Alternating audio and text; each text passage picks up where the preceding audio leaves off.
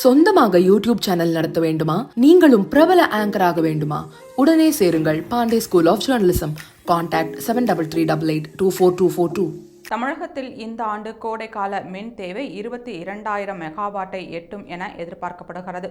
கடந்த மார்ச்சில் கடும் வெயிலுடன் மின்சார வாகனங்கள் பயன்பாட்டின் அதிகரிப்பு காரணமாக மின் தேவையில் பெரும் உயர்வு ஏற்பட்டது.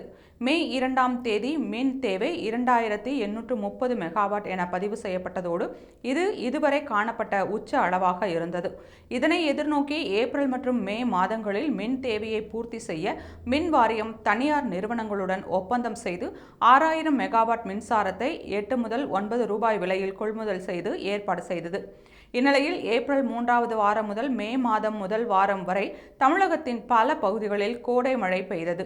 தூத்துக்குடி, திருநெல்வேலி, தென்காசி, சென்னை உள்ளிட்ட மாவட்டங்களில் மழை காரணமாக வெயிலின் தாக்கம் குறைந்தது.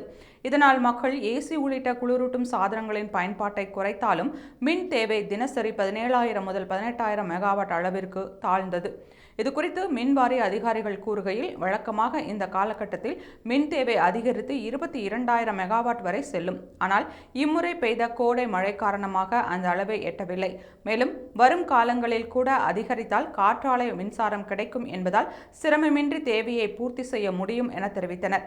மழையால் ஏற்பட்ட இந்த தற்காலிக நிவாரணம் மின் வாரியத்தின் கொள்முதல் அழுத்தத்தை குறைத்துள்ளது.